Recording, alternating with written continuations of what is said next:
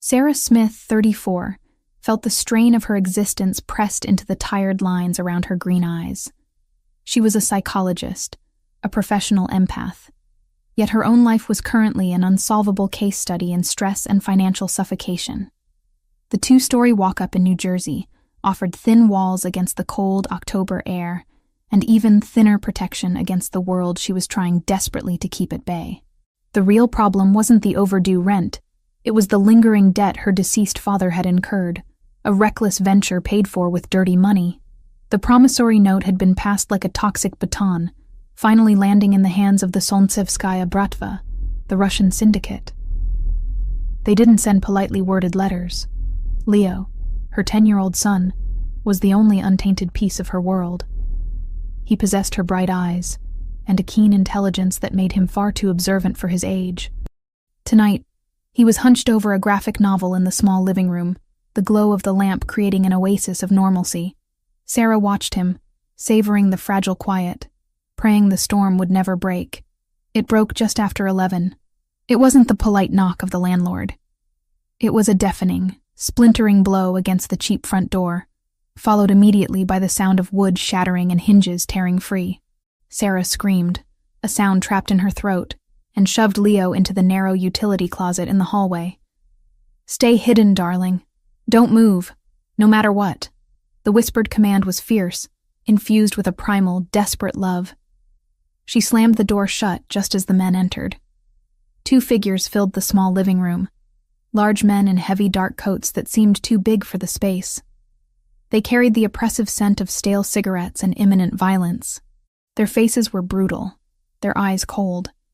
One of them, a mountain of muscle with a scarred eyebrow, grabbed Sarah by the arm, the force crushing her bones. "The debt is past due, Dr. Smith," the man hissed, his English heavily accented. His breath smelled of vodka and malice. "Your father's foolishness is now your problem. You come with us. Your unique skills will be payment." Sarah fought, twisting her arm, adrenaline surging. "My son is here. Let me go. I don't know anything about money. The boy is not our concern." The other man, taller and quieter, delivered a quick, sharp blow to her side. The shock stole her breath, forcing a small, choked gasp. They didn't wait for her to regain her composure. They dragged her through the splintered doorway and into the freezing night, shoving her into the back of a large black sedan that idled menacingly at the curb. The entire invasion took less than 90 seconds. The sedan peeled away, the sound of the tires squealing on the wet asphalt fading into the silence. Leo, curled beneath a pile of mismatched linens, waited until the vibration of the car engine had completely disappeared. His heart hammered a desperate, erratic rhythm against the flimsy wood of the closet door. He was terrified, tears hot and silent on his cheeks, but his mother's terrified whisper, "Stay hidden," was the only command he had ever fully obeyed. After what felt like an eternity, he crept out. The living room was a wreck. The front door an empty frame revealing the dark street. His mother was gone. He saw the hastily scribbled note he had left. The words, "Mama gone," "I go get help" smeared with his tears. He knew he couldn't call the police. The men who took his mother were too fast, too dangerous. They were the bad men, the ones who operated outside the law. Leo needed someone who also operated outside the law, someone faster and stronger.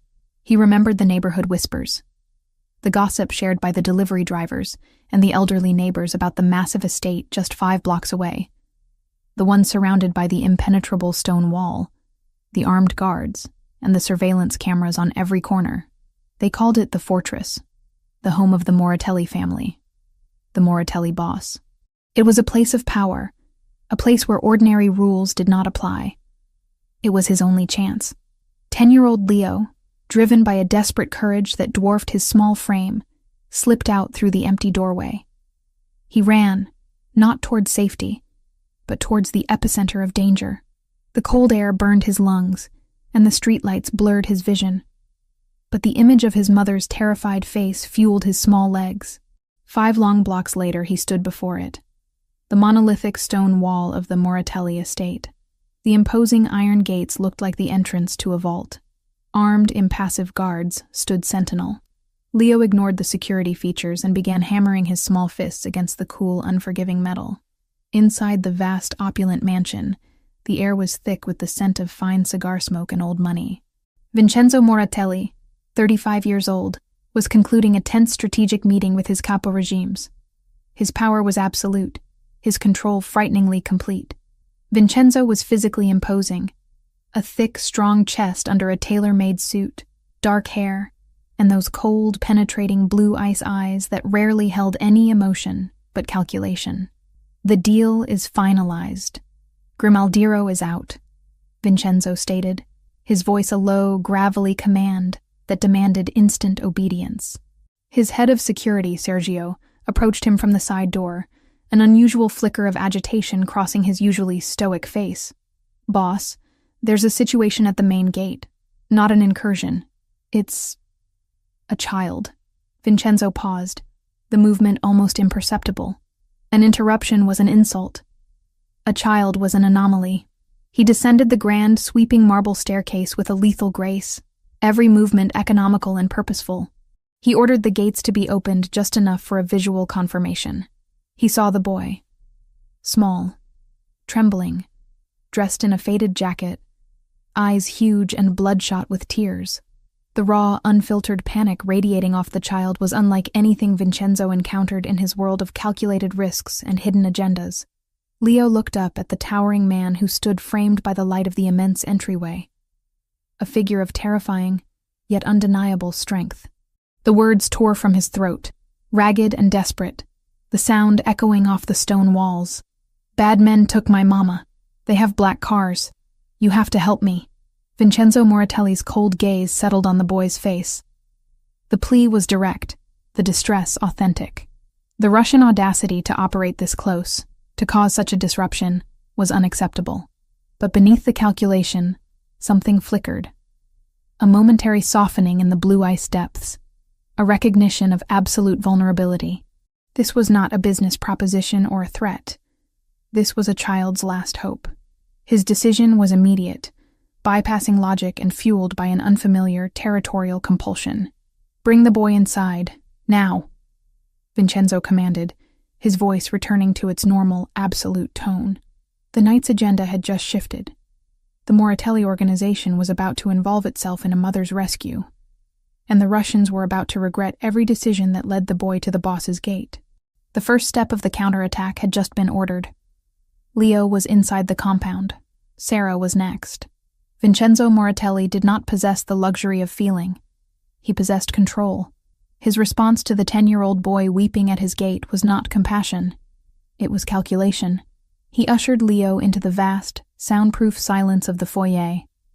The child's small, frantic footsteps swallowed instantly by the plush, custom-made rugs that lined the marble floor. The mansion, a testament to decades of inherited power and bloodshed, seemed to hold its breath. Vincenzo led Leo toward the rear of the main floor, bypassing the formal, imposing areas.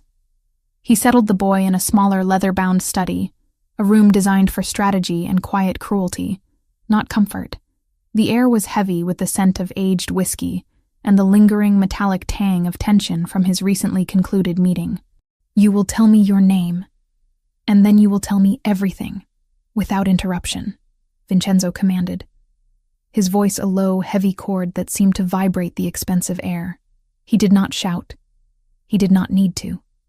His authority was absolute, rooted in the cold, penetrating depth of his blue ice eyes. He signaled to Franco Fontanelli, one of his most trusted capo regimes, to remain in the doorway, a silent, armed sentinel. "I'm Leo." "Leo Smith," the boy managed, his voice still trembling, though the immediate fear of the street had been replaced by the paralyzing awe of his surroundings. Leo possessed a resilience that surprised Vincenzo. Most adults dissolved under the weight of his gaze. The child simply blinked and held his ground. "Good, Leo. Now, the men who took your mother. What did they say? What did they look like?" Leo recounted the terror with stark, chronological accuracy. He described the forced entry, the brutal, non-negotiable tone of the men, and crucially, the heavy Slavic accents. "They were big, Mr. Moratelli."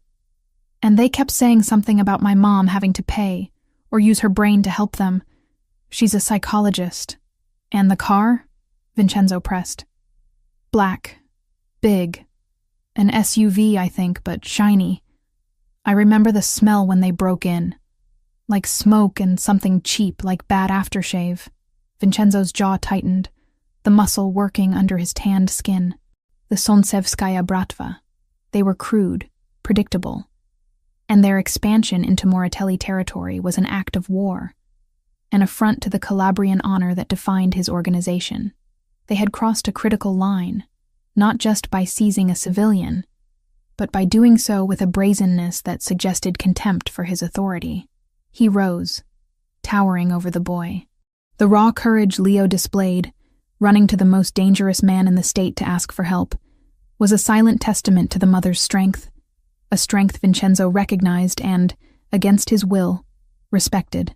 The mission to retrieve Sarah Smith, the 34-year-old psychologist, became instantly paramount. It was no longer a negotiation or a warning shot. It was an execution order.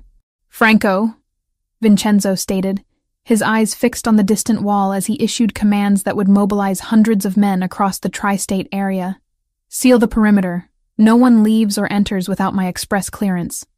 Activate the full intelligence network. I want immediate surveillance data on every known Russian holding site within a 100-mile radius. Use the accent and the car description.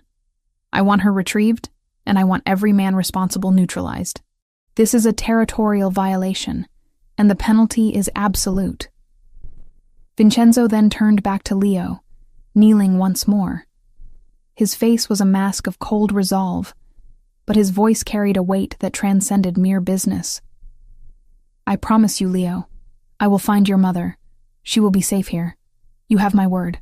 It was a silent oath, delivered not to a priest or a partner, but to a terrified child. The vow felt strangely grounding, a tether to an honor code that had nothing to do with crime, and everything to do with dominance and protection. He ensured Leo was comfortable, placing him under the direct, unwavering watch of Franco and several other trusted men. As the chaotic, precise mechanics of the Moratelli organization began to grind into action, hackers flooding the city's traffic feeds, informants risking their lives in freezing docks, Vincenzo retreated to his private office. He was already reviewing the initial report from the security detail that had inspected Sarah's apartment. The dossier was dry, detailing her financial struggle, her profession, and the destroyed front door. Then, he spotted the appendix. Personal effects recovered. He ordered the immediate retrieval of the items: a worn leather wallet, a set of keys, and 3 photographs. Within minutes, a messenger, breathless from the speed of the command, placed a sealed evidence bag on Vincenzo's massive mahogany desk.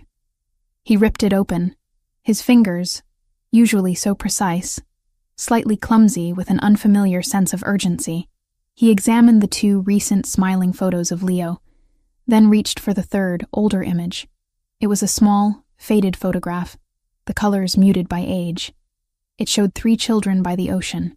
2 boys, one older, tall and serious with dark hair, and one younger, slightly out of focus. And a girl. The girl was bright, her eyes crinkling at the corners in a genuine, unguarded smile, her light brown hair messy from the sea air. Vincenzo stared at the girl, then back at the cold, official file listing the name Sarah Smith. A powerful, disorienting wave of flashbacks hit him. It wasn't a gentle recall. It was a violent collision with his past. The smell of salt and sunblock. A relentless summer on Long Island. Running through the dunes, trying to escape the watchful eyes of their parents. The endless days when they were just Vince and Sarah, building sandcastles together, sharing secrets about their terrifying, powerful families. Her laughter, bright, unfiltered, a sound that hadn't existed in his life since he was 15. The memory was so vivid, so visceral, it pulled the air from his lungs. He remembered the specific, heartbreaking day they were separated, a quick, cold farewell dictated by his family's need for him to fully embrace the Ndrangheta path. He had buried that life, brick by emotional brick, telling himself Vince was dead, and only Vincenzo Moratelli remained. Now, here she was. The same defiant green eyes, now haunted by fear, belonging to the victim of his rivals. Vincenzo felt a deep, seismic shift in his core. The territorial issue, the insult of the Solntsevskaya Bratva, faded into the background. This was no longer about power dynamics. It was about the personal. She was the ghost of his innocence, a living testament to the human heart he thought he had successfully calcified. A deep, chilling fury, unrelated to business, began to consume him. The Russians hadn't just trespassed. They had desecrated a sacred, buried piece of his history. They had kidnapped his Sarah, the girl who knew the boy before the boss. He grabbed the phone, his focus absolute. His initial orders were not strong enough. They were too broad. "Franco," he snapped, his voice a wire of concentrated danger. "Cancel the perimeter search. I have the specific target.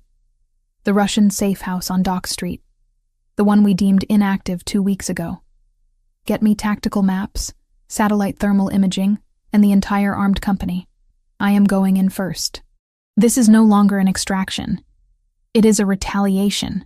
His eyes drifted back to the faded photograph on the desk. He felt the heavy, protective responsibility of his past collide with the lethal power of his present. He was going to save Sarah, not because of a territorial code, but because he was compelled by a forgotten part of his own soul. The mission had transformed into a crusade. The Russians were about to face the terrifying, focused wrath of a Mafia boss who was fighting for the last remaining piece of his own humanity. They had kidnapped the wrong woman, the one woman who could undo the carefully constructed control of Vincenzo Moratelli. His entire strategy changed in that single, decisive moment, driven by the intense personal interest of recovering his lost friend. He would move with a speed and brutality they could not possibly anticipate. Vincenzo Moratelli's focus was a cold, impenetrable wall. The discovery that the woman seized by the Solntsevskaya Bratva was Sarah Smith, the only ghost of innocence remaining in his memory, had eradicated all tolerance for inefficiency or delay. The Moratelli compound ceased to be a home and became a fortress of lethal logistics. Every one of his resources, from the highly trained, silent soldiers patrolling the New Jersey streets to the elite tech unit buried deep in the mansion's subterranean levels, was harnessed toward a single, terrifying objective: immediate, overwhelming retrieval. "I want real-time thermal data on every warehouse within a 5-mile radius of that dock address. Sweep the encrypted Russian communication channels again. They are expecting a response, but not this one," Vincenzo articulated, his voice stripped of all emotion, leaving only raw, dangerous command. He stood over a massive digital map that glowed with tactical data, his dark suit blending into the shadow-drenched atmosphere of the makeshift war room. The scale of the Moratelli operation was colossal, a testament to decades of inherited power. It moved with the precise, deadly speed of an unstoppable mechanism, designed to crush any threat that dared to infringe on the boss's territory or his interests. Vincenzo had ordered the immediate deployment of 3 separate, heavily armed units, but his intentions were clear to his trusted lieutenant, Franco Fontanelli. The boss was not simply directing, he was preparing to participate. His motivation was layered. The insult to his territory was unforgivable, but the fury that truly drove the operation was the realization that the Russians had touched his past. He would make them pay for every single moment Sarah spent, breathing the stale air of their confinement. Meanwhile, Sarah Smith was utilizing the only weapon she had left: her mind. She was held in a desolate warehouse, an abandoned monument to industrial decay. The stench of stagnant water, old oil, and the faint metallic scent of tension clung to the damp concrete walls. Her hands were zip-tied behind a rusty pipe, but her spirit remained unbroken, fortified by the memory of Leo's frantic eyes. Her captors, led by Yuri, a man whose bulk and rough face suggested blunt force trauma was his solution to all problems, had been increasingly frustrated by her refusal to cooperate. They needed her specialized skills as a psychologist, likely to extract information from a key target or to verify the mental stability of a high-value asset, and her persistent refusal was costing them precious time. "We do not have time for games, Doctor," Yuri snarled, slamming his fist onto a nearby oil drum. The noise was deafening in the confined space. "Your son is 10 years old. A mother should comply." Sarah, though her pulse hammered against her wrists, forced herself to inhale slowly. Her training taught her to observe, to analyze stress points, to find the deep-seated fears that motivated even the most monstrous behavior. Yuri was not motivated by conviction. He was motivated by fear of his superiors, coupled with a desperate need to appear competent.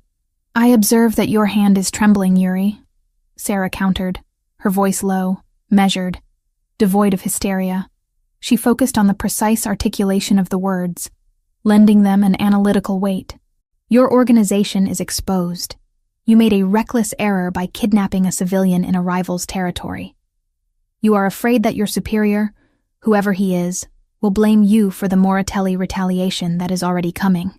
She pressed her advantage, using her professional knowledge to dismantle his bravado. "I am refusing to cooperate not because I am foolish, but because my cooperation is your only currency. If I give you what you want now, you have no reason to keep me alive. But if I remain a problem, a complex, unique problem that only you can solve, you buy yourself more time. You are trying to survive, Yuri. So am I.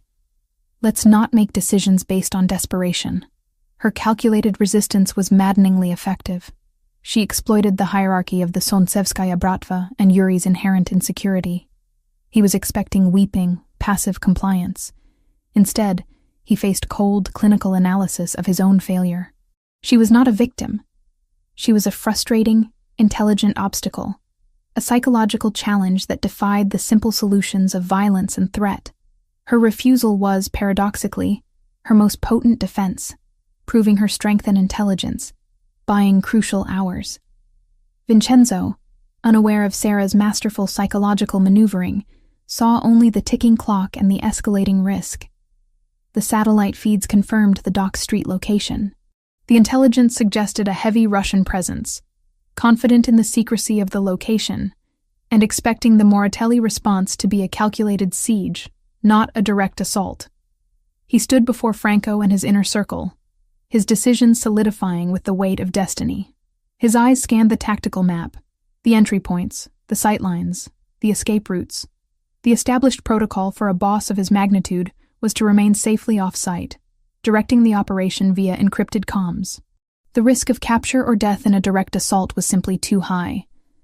But protocols meant nothing when his past, the last shred of the boy named Vince, was on the line. They took her because they think they can use her.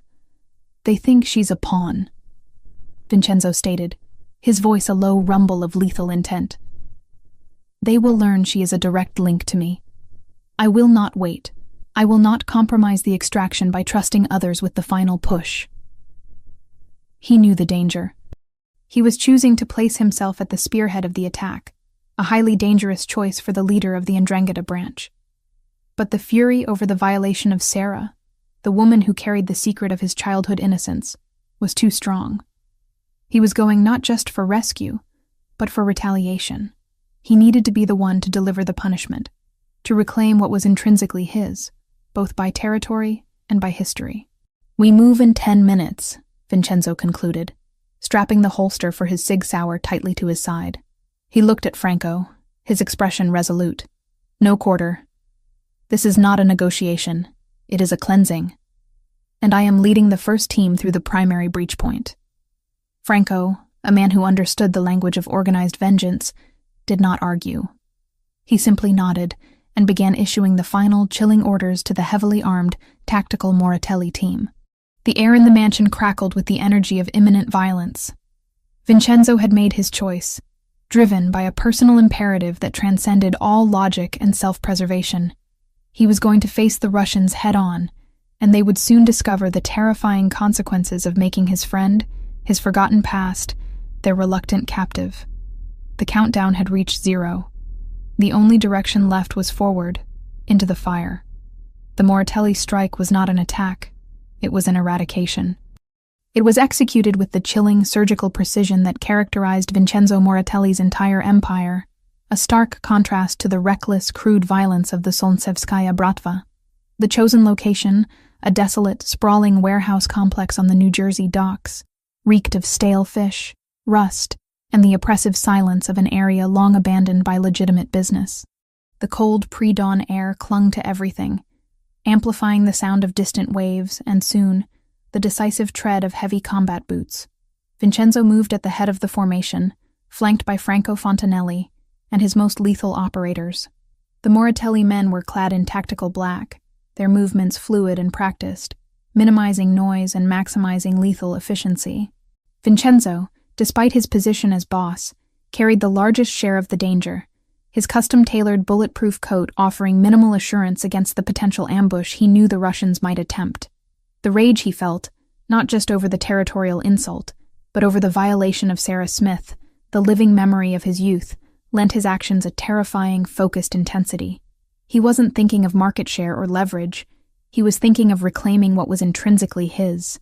They breached the main structure through a seldom-used service tunnel, the explosion required to clear the path muted by tactical dampeners. The breach was sudden, complete, and terrifyingly silent.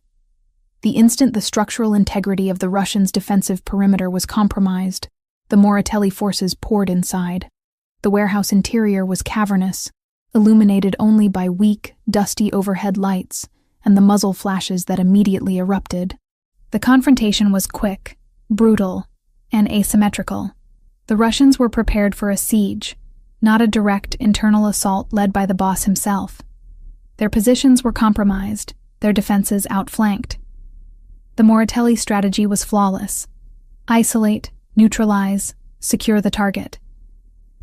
The air filled with the deafening cacophony of automatic fire, the metallic tang of spent casings, and the sharp, visceral scent of hot blood.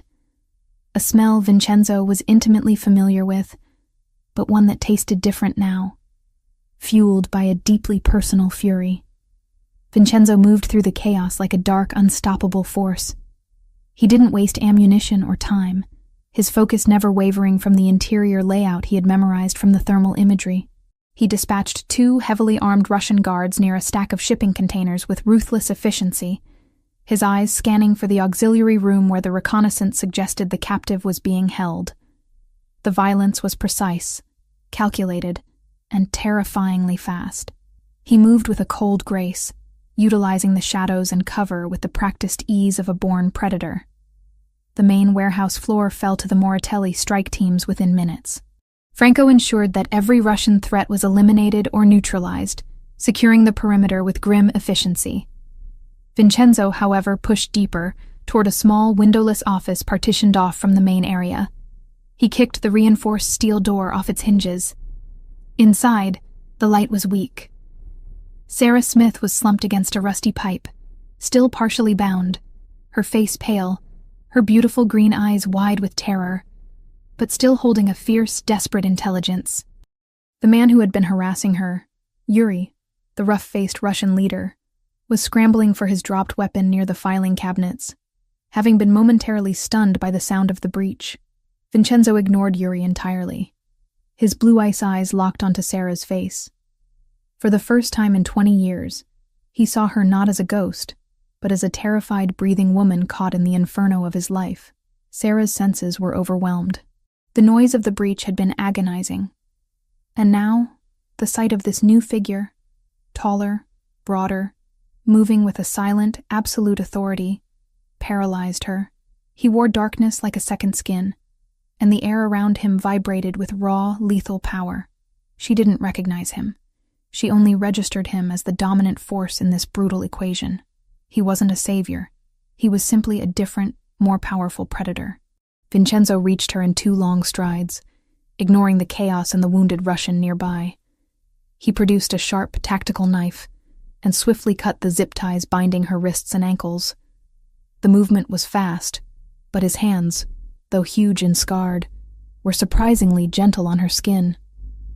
"It's over," Vincenzo stated, his voice a low, gravelly vibration that barely cut through the ringing in her ears. He didn't wait for a response. He simply pulled her into his embrace, wrapping one arm tightly around her waist, anchoring her against his rock-solid frame. The first contact was electric. Sarah felt the immediate, shocking contrast. The icy cold of the warehouse floor against the absolute heat and hardness of his body. She was engulfed in the scent of expensive leather, gunpowder, and the heavy, masculine cologne he wore. Terror still gripped her. She was in the arms of a mafioso now, but underneath the terror, she felt something wholly unexpected. Absolute, undeniable security. It was the shield of a tank protecting a tiny, vulnerable flame. Her entire body sagged against him, accepting the protection he offered without question, her heart hammering against his chest. "Who are you?" she gasped, the question thin and lost. Vincenzo merely tightened his grip, his attention on the door. "Irrelevant. We're leaving." He half lifted her, supporting her weight as they moved swiftly toward the main exit. Meanwhile, Yuri, the Russian lieutenant, having recovered slightly from the initial shock, watched the boss's face as he secured the woman. Yuri's superior, the leader of the local Sontsevskaya faction, had warned him about a potential response, but had never foreseen the boss himself leading the charge. Yuri recognized the man instantly from internal intelligence reports. Vincenzo Moratelli.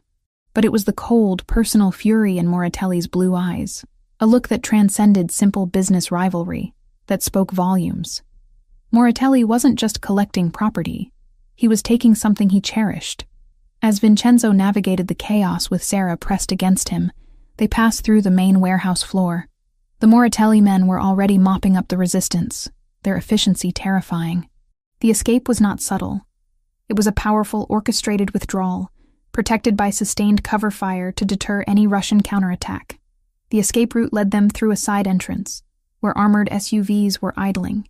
Just as they reached the vehicles, Yuri, fueled by a mixture of desperation and professional failure, managed to fire off a desperate, uncontrolled burst from a submachine gun.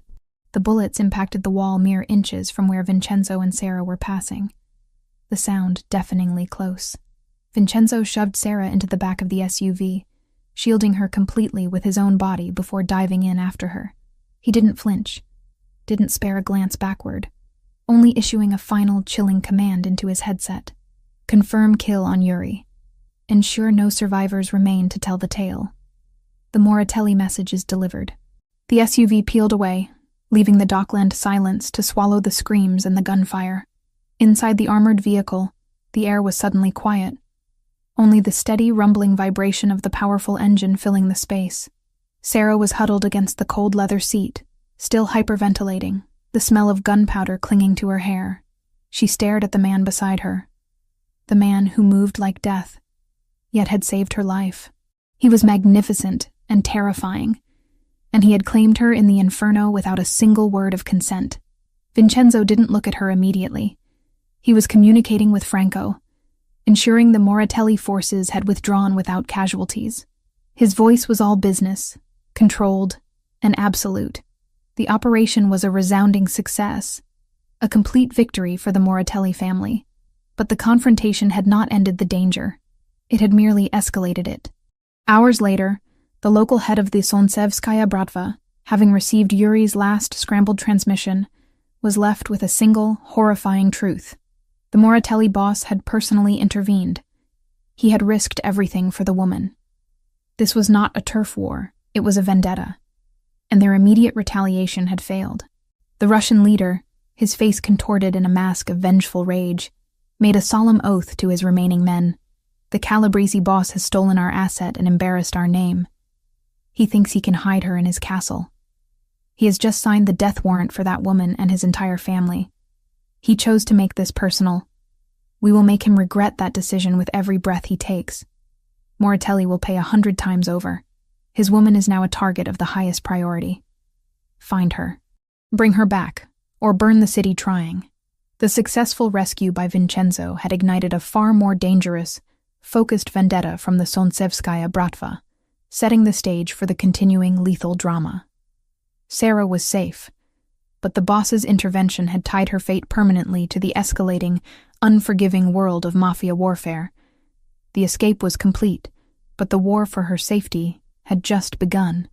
The black-armored Suburban slipped through the main gates of the Moratelli estate, with the practiced ease of an apex predator returning to its den. The sun was now high, casting sharp, defining shadows across the perfectly manicured lawns and the towering stone facade of the mansion. Inside the vehicle, the air was still thick with the metallic tang of fear and gunpowder residue, a stark, unwelcome contrast to the overwhelming silence of safety. Sarah Smith's physical exhaustion was almost complete. Her muscles ached from being bound, her head throbbed, and her psychological defenses were frayed. Yet, the resilience of the mother, the fierce, protective instinct, remained intact. She glanced at the man beside her, Vincenzo Moratelli. He had shed his tactical gear and was now simply clad in his dark, immaculately tailored suit, looking untouchable, magnificent, and entirely terrifying. He was the eye of the storm, the source of the incredible violence that had just saved her life. He had saved her, but she understood one immutable truth.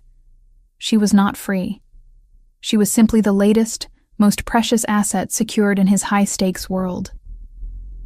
Vincenzo gave no indication of the personal turmoil the past 24 hours had wrought.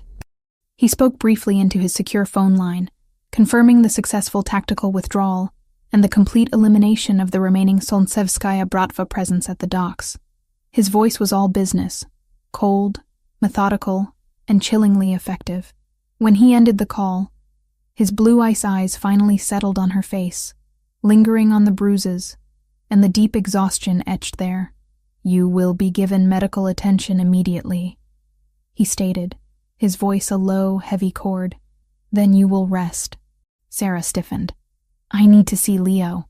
"You will see your son," Vincenzo conceded, a flicker of something unreadable crossing his gaze. "But you will do so inside, under observation." We have reached the point of security. The interior of the mansion was a study in severe, unapologetic luxury. Marble floors that felt colder than the dock air, soaring ceilings, and art that looked less like decoration and more like strategic investment. It was opulent, but utterly devoid of warmth, a monument built to power and fear. She was guided through a vast, silent hall by one of Vincenzo's enormous, dark-suited men, feeling like an alien in this environment. The culmination of the rescue, the raw reason for her survival, occurred in a sun-drenched library, where the massive windows offered a serene, almost deceptive view of the autumn gardens. Leo, her 10-year-old son, was sitting on a plush sofa, drawing intensely, his small form dwarfed by the sheer scale of the room. He was under the quiet, protective watch of Franco Fontanelli, Vincenzo's lieutenant, who rose respectfully as they entered. "Mama!" The sound of his voice, high-pitched with relief and pure, unadulterated love, broke the dam. Sarah's sophisticated psychological training, her resilience, her carefully constructed composure, all shattered instantly. She cried out his name and stumbled forward, the strength finally leaving her legs. Leo launched himself into her arms. The resulting collision was a messy, desperate reunion, a flurry of tear-soaked kisses, frantic hugs, and incoherent whispers of relief. Sarah buried her face in the sweet, familiar scent of his hair, inhaling the essence of her son, allowing the overwhelming, consuming gratitude to wash away the lingering terror of the abduction. This was the core, the only thing that mattered. She held him tightly, fiercely, anchoring herself to the small, breathing reality of her son. Finally safe. Vincenzo and Franco stood back, observing the scene with a silence that spoke volumes of their own strict protective code. Vincenzo had delivered on his unspoken vow. When the frantic energy of the reunion subsided, leaving Sarah weak but profoundly whole, Vincenzo finally stepped forward. "The reunion is complete," he announced, his voice snapping the room back to the brutal reality of their situation. "Now, the terms." Sarah held Leo tightly against her side, her green eyes flashing defiance despite her exhaustion. "My terms are simple. My son and I go home. I can't stay here." Vincenzo's mouth curled into a cold, dismissive line. "Your home is compromised. Your father's debt has been paid in violence, not cash. The Solntsevskaya Bratva knows you are under my protection, which makes you and Leo the highest priority targets for their revenge. You leave this house, and you sign your own death warrant. This," he gestured broadly at the marble, the security, the palpable silence, "is the only structure in this city that can guarantee your survival. So I trade one prison for another? A warehouse for a gilded cage?"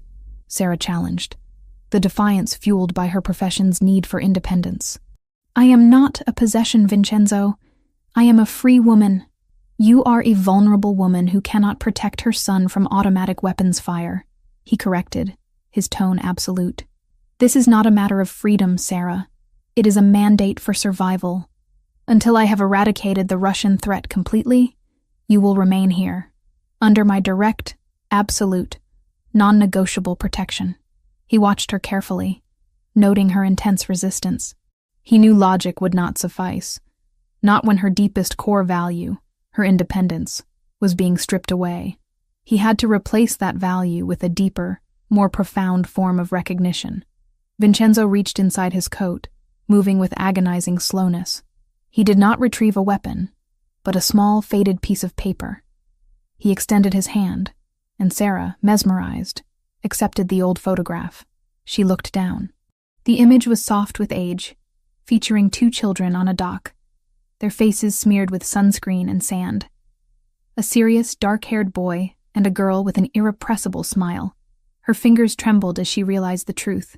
The same intense, dark features of the boy in the photo were mirrored in the severe, powerful face, standing over her now. Sarah's breath hitched, the sound loud in the silent room. Her gaze snapped from the photo to Vincenzo, then back again. The shock and incredulity were profound, mixing with the terror she had tried so hard to contain. "It can't be," she whispered, her voice laced with disbelief. "Vince, my God, you're that boy." "I am," Vincenzo confirmed, his eyes betraying nothing but a cold, intense watchfulness. Vince was a name for summer games and sandcastles. That name died 20 years ago. "I am Vincenzo Moratelli, boss of the Moratelli family."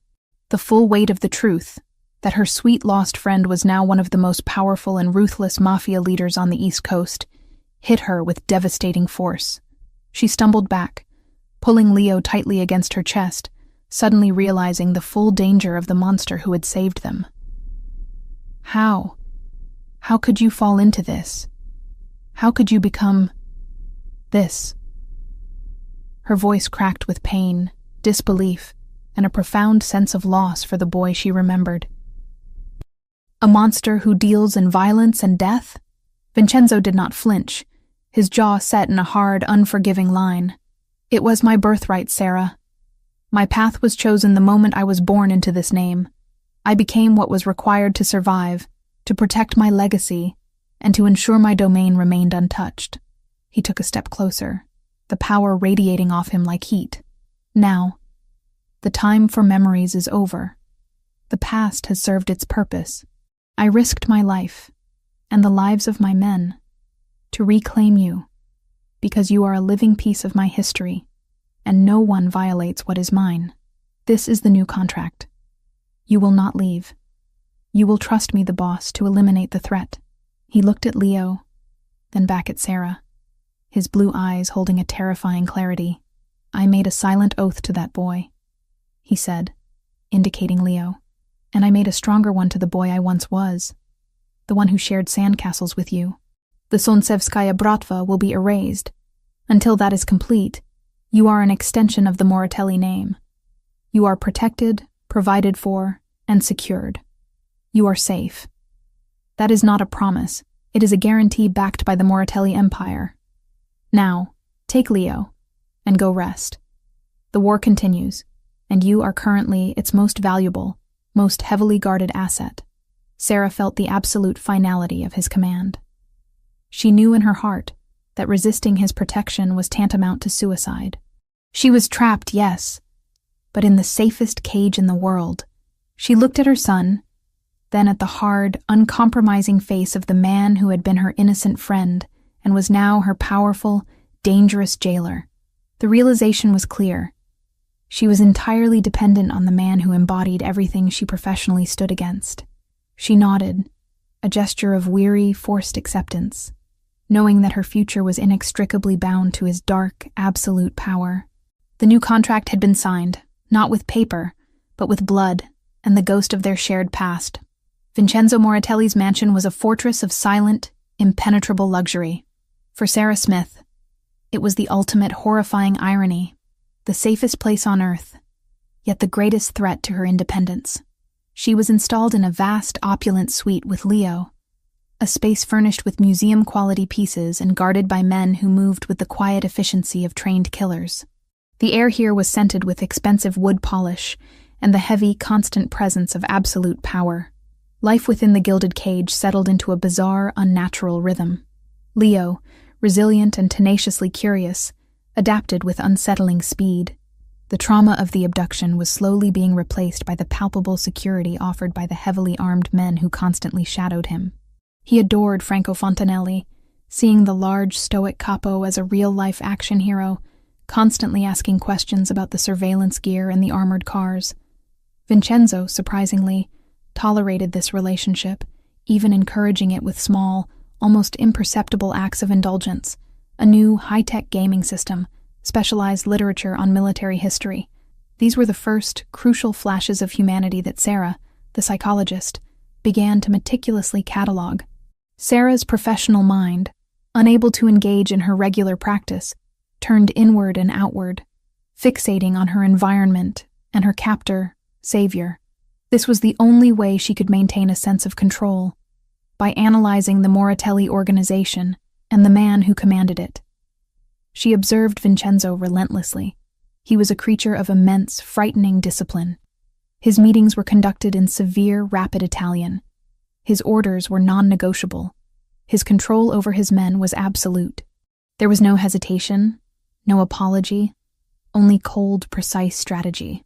Yet, she noted the contradictions. He insisted that Leo's meals be prepared according to his dietary preferences, personally ensured the boy had access to tutors for his schooling, and occasionally, she would catch him observing Leo from a distance.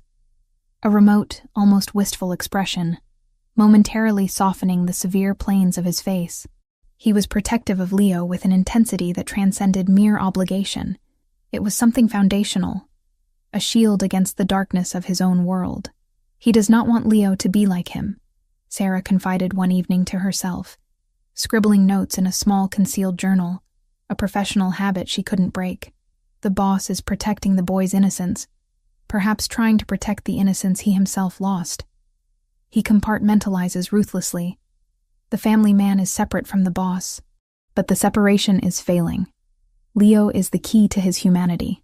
The emotional development between Sarah and Vincenzo was a slow-burn agony, complicated by their shared past and their irreconcilable present. The attraction was a physical fact she fought daily. He was overwhelmingly masculine, his power translating into a tangible magnetic force. His presence was safe, a solid, unmoving wall against the threat he himself represented. The moments of vulnerability shared during the rescue, the raw intensity of the reunion with Leo, had forged a fragile sense of mutual trust. She trusted him to be lethal. She trusted him to be protective. Their interactions were tense, often adversarial.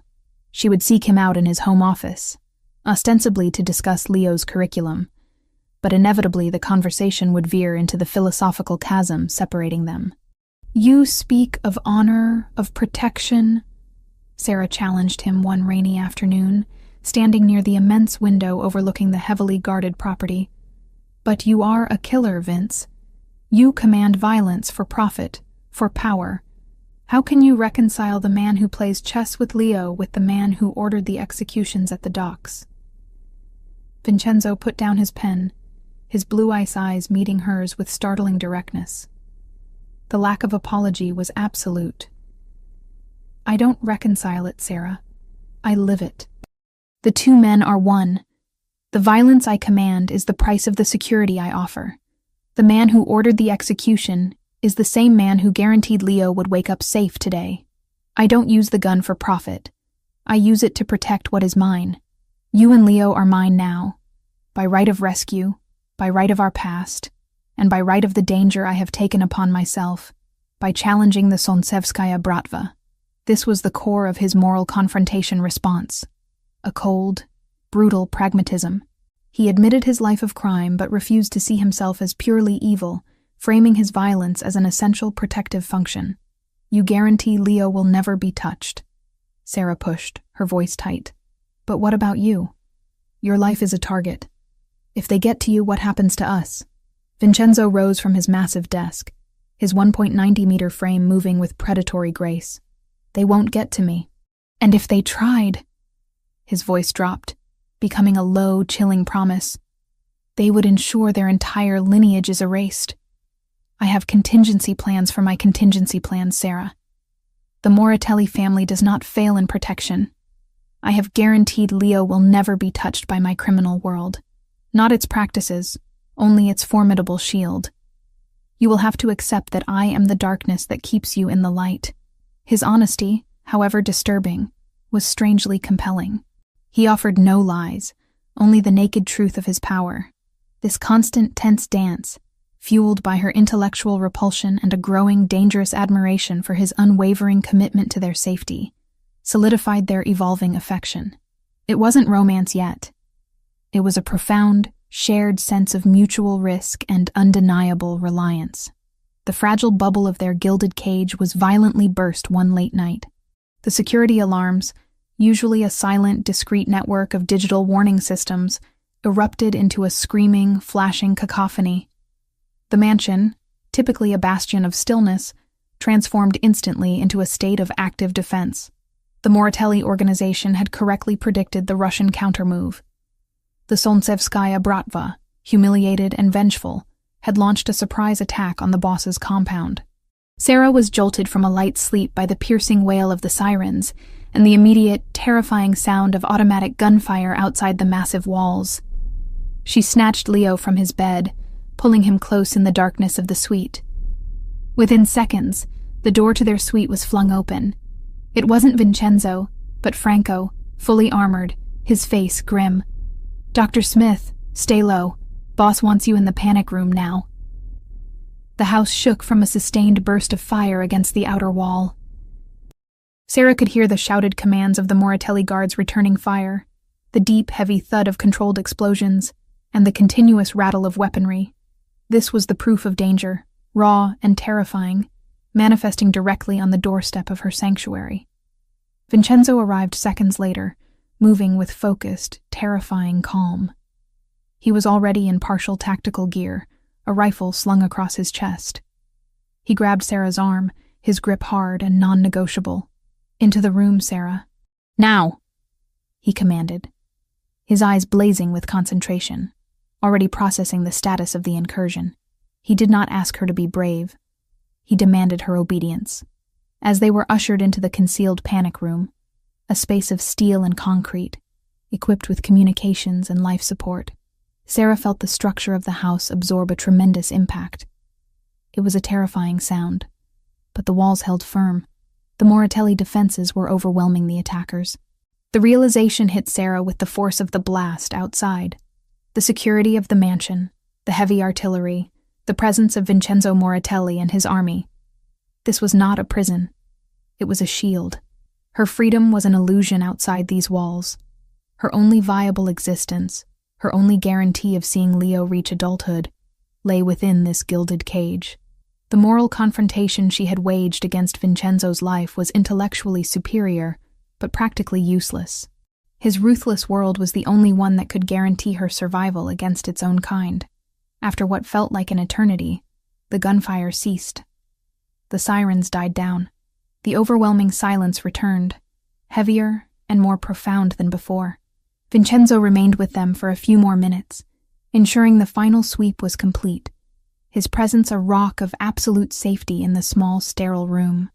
"It is finished," Vincenzo announced, removing his helmet, his face streaked with sweat and powder residue. "The Solntsevskaya Bratva will not try this again. They just learned the cost of attacking the Moratelli boss on his own grounds." Sarah looked at her trembling son, then at the lethal man standing over them. She understood. Her psychological resistance dissolved, replaced by a cold, sharp clarity. Her moral high ground meant nothing if Leo was dead. Her only security was the man who had just defended them with overwhelming, unapologetic violence. The house was not a cage. It was her life support. She had to accept the boss, because he was the only one capable of keeping the promise he had made. The conviction settled deep in her soul. She had chosen her side, and it was the side of the monster who kept them safe. The chaos of the Russian attack had solidified Sarah's position within the Moratelli fortress. She was no longer just a hostage or a rescue liability. She was a prized asset, fiercely protected. But the new reality demanded a shift from professional resistance to something far more intimate and dangerous. Vincenzo had demanded a dinner, an event he coldly referred to as a necessary review of current psychological status, but which felt to Sarah like the world's most unnerving first date. They sat in the small, rarely used dining room adjacent to the main library, a space that was both opulent and strangely intimate. A single crystal chandelier cast a warm, deceptive glow over the table, which was set for two with heavy silver and pristine linen. The only other person present was a silent server, who moved like a ghost, ensuring their every need was met without ever making eye contact. The contrast was jarring. The smell of fine, expensive food and wine set against the memory of blood and automatic gunfire from the previous night. Vincenzo, immaculate in a black silk shirt that highlighted the powerful contours of his chest and shoulders, watched her over the rim of his wineglass. His blue ice eyes were steady, assessing. "You are quiet," he stated, breaking the prolonged silence that had been stretched thin by mutual tension. I had anticipated a more aggressive line of questioning after last night's demonstration. Did the reality of the situation finally silence the psychologist? Sarah took a slow, steadying breath. She had spent the day preparing for this confrontation. She knew she couldn't fight his power physically, but she could attack the fortress of his mind. She would use her profession to probe the man who used to be Vince. "No, Mr. Moratelli," Sarah replied, her voice firm, despite the tremor in her hands. "The reality of the situation simply provided me with new, conclusive data. You are not just a businessman or a criminal. You are a shield, and a highly effective one. But I still need to understand the structural flaws in that shield. Why did you risk leading the assault yourself? It was unnecessary for the success of the mission, and catastrophically dangerous for your organization." Vincenzo tilted his head, a minuscule gesture of acknowledgement. Protocol dictated a perimeter siege. Instinct dictated the front line. The Solntsevskaya Bratva did not just take a woman. They took something that belonged to my past. That requires personal, overwhelming retribution. And what exactly belongs to your past, Vince? Sarah pressed, deliberately using the name of the boy he had claimed was dead. This was the start of the psychologist in action. She was using the past to breach the present. The woman who knew you when you built sandcastles, or the shame of the boy whose innocence you had to murder to survive. Which one was worth the risk? The question was a direct hit. For a fleeting moment, the mask of the boss fractured. A deep, cold pain flashed in his eyes, immediately buried beneath layers of control. "You probe too deeply, Dr. Smith," Vincenzo warned. But there was no real heat in the warning. He was, she realized, intrigued by her audacity, perhaps even starved for a conversation that wasn't built on fear or deference. "It is my job," Sarah countered, leaning forward slightly, her green eyes intense. "And your problem is that you think you can separate the man who shared secrets with me from the man who runs a criminal empire. You can't. The emotional wall you built, the one that keeps you cold, efficient, and ultimately solitary, is based on the brutal self-sacrifice of that 10-year-old boy. He sacrificed his heart for the sake of survival. And every time you look at Leo, you see what you gave up." The room seemed to shrink.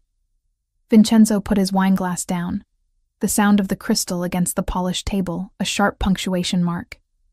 He stared at her, not with anger, but with a profound, terrifying recognition. She hadn't just analyzed him. She had seen his soul's most guarded wound. "The burden is absolute," Vincenzo finally admitted, his voice barely a rasp, confirming the crumbling walls. This was not a conversation he had ever had, or ever expected to have. "I carry the weight of my father's mistakes, the loyalty of 2,000 men, and the expectations of a legacy built on blood.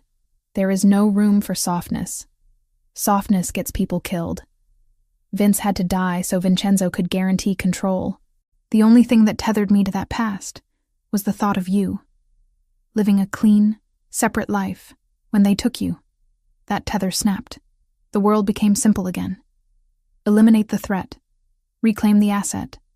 ensure survival. You speak of reclaiming an asset, Sarah murmured, her professional facade wavering, replaced by a deep, complicated empathy. She saw the true burden, the crushing solitude of the man who could never be weak. But you feel a responsibility for me, beyond the asset ledger. You feel something for the boy who lost his friend. Vincenzo pushed his chair back and rose, moving around the table with predatory grace, until he was standing directly behind her. He placed his large, warm hands on her shoulders, the touch electrifying. It was a gesture of command, but also one of profound, magnetic connection. I feel the constant, agonizing draw of what could have been, he whispered, his breath warm against the sensitive skin of her neck. I feel the need to possess the one person who knew me before the stone was set. I risked everything not for property, Sarah, but for reassurance. And now that I have you, the need to keep you safe, to keep you here, in my light, where I can see you, is absolute. The tension in the room was now a living thing, thick and suffocating. Her skin prickled under his touch, the repulsion for the boss battling the overwhelming physical pull toward the man who had just laid bare the loneliness of his power. His hands slid down her arms, resting on the chair, effectively caging her in. Sarah lifted her gaze, meeting his, the attraction finally overriding the fear. In his eyes, she saw not just the killer, but the isolated man she had just dissected. The raw vulnerability she had uncovered was the final, devastating trigger. She reached up, her fingers trembling, and cupped his harsh, unshaven jaw. The move was an act of both desperate comfort and reckless surrender. "You're still a boy, Vince," she whispered, her voice husky. "Just a very lonely, very dangerous boy." Before she could process the audacity of her action, Vincenzo bent down. His mouth claimed hers with a fierce, possessive intensity that eclipsed everything else. This was the first kiss, not gentle, not tentative, but a profound, desperate act of communication. It was the crushing release of 20 years of buried memory, the collision of two worlds, the acceptance of her analysis, and the dominance of his desire. His lips were demanding, his kiss absolute, tasting of rich wine and the fundamental danger that defined him. She responded instantly, fiercely, clinging to the lapels of his silk shirt, allowing herself to be swallowed whole by the terrifying, exquisite safety he offered. When he finally pulled back, breathing heavily, his forehead rested against hers. The silence returned, but it was charged, vibrating with the devastating connection they had just forged. Vincenzo did not press for more. He simply held her captive in the small, intimate space between them.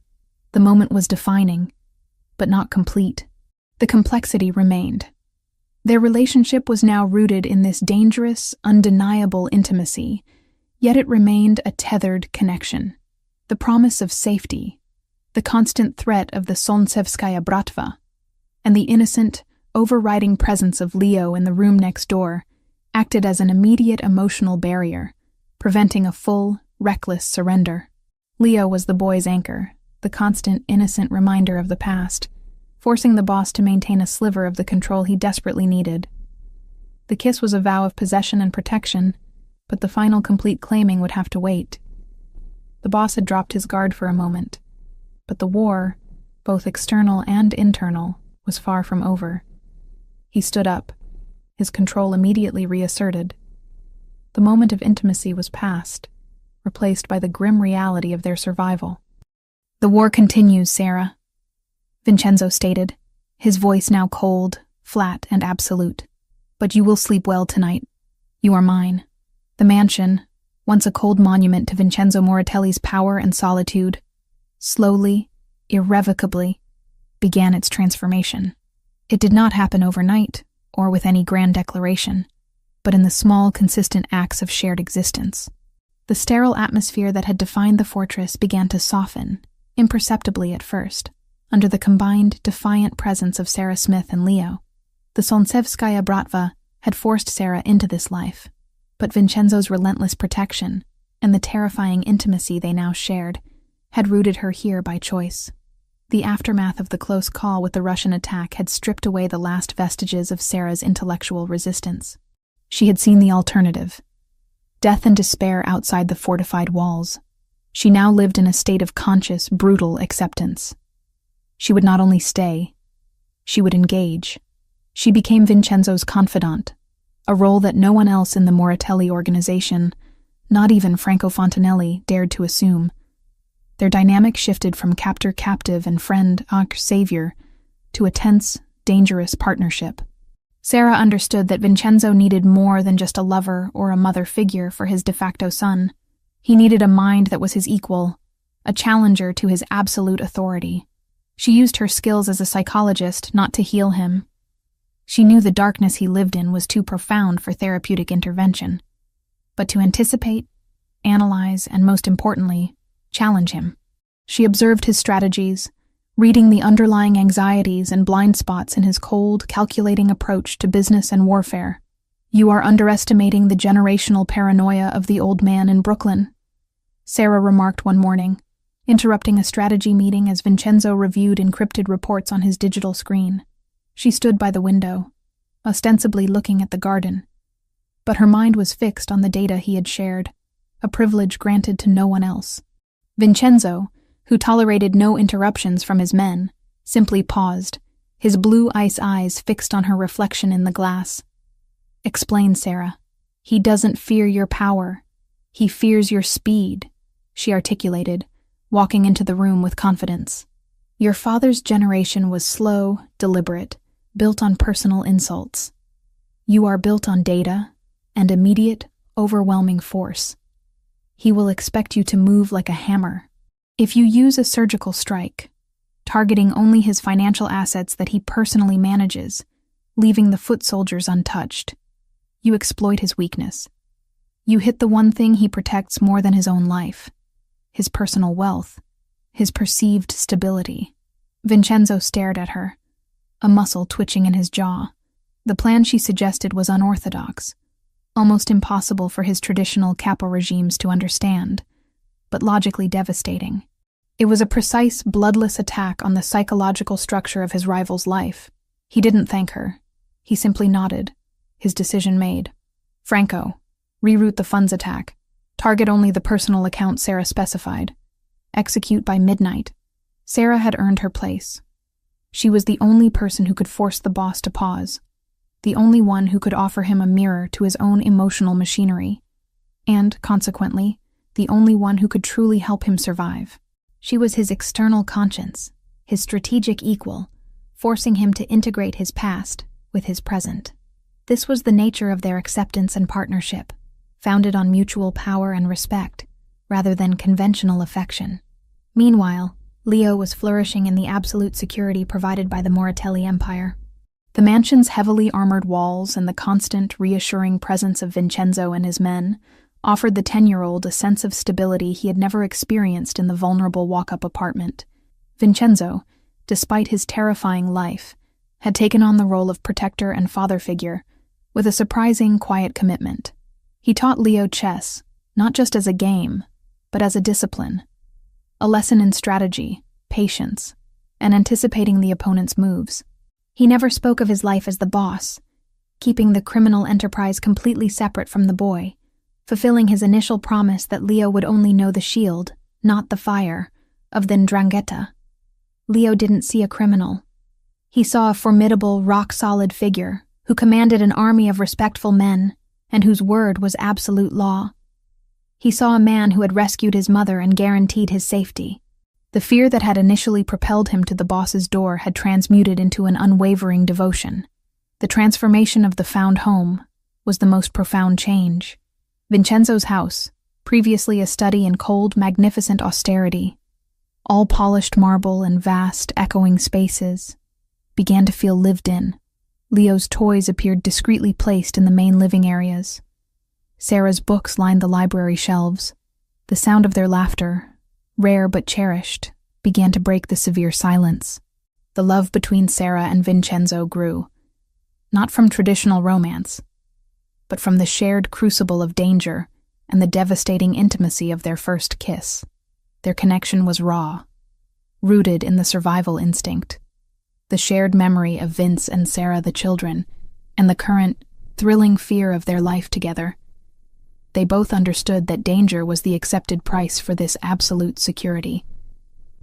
Their relationship was not soft or comfortable. It was tense, passionate, and fiercely possessive. They were bound by the knowledge that outside threats, now fully aware of the boss's attachment to Sarah, would use them as leverage. This reality only intensified their bond, forcing them to rely on each other completely. The darkness of the Moratelli world had served as the brutal womb in which their love was born. The war against the Solntsevskaya Bratva was slowly, meticulously being won, thanks in part to Sarah's psychological insights. The Russians were being dismantled from the inside out, their finances crippled, their command structure fractured by Vincenzo's unrelenting targeted strikes. The threat was receding, but the lifestyle, the power, and the danger would always remain. The story reached its quiet, powerful closing on a late night, the silence of the massive house complete and secure. Vincenzo and Sarah stood together in the doorway of Leo's immense bedroom. The boy was fast asleep, utterly peaceful, his small hand clutching a well-worn copy of a comic book. Vincenzo, his arm wrapped tightly around Sarah's waist, pulled her closer, anchoring her against his solid frame. She leaned into him, resting her head against his shoulder. His presence was her constant, quiet shield. "He's safe," Sarah murmured, the simple phrase holding the weight of their entire terrifying journey.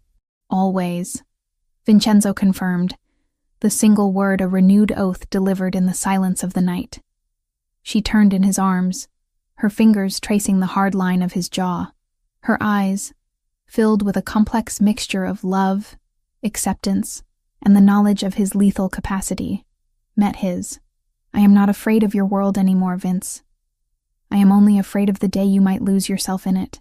You have me. You have Leo. We are your tether." Vincenzo's stern face softened, the lines of command momentarily relaxing. He lowered his head and kissed her, a soft, profound touch of possession and surrender that confirmed their bond was unbreakable. "I choose the danger, Sarah," he whispered, his voice deep and resonant, "because it is the only way I can guarantee this. Us. We face it as a family unit." They stood there for a long moment. The Mafia boss and the psychologist, united by a terrifying love forged in violence. They were ready to face the world of power, crime, and relentless danger, together. The house, once an impersonal fortress, was now their home, built on the foundations of absolute security, and a love that was born not in the light, but in the deepest, most necessary darkness. The man had made his enemies regret their actions, and in doing so, he had found the only thing he truly needed: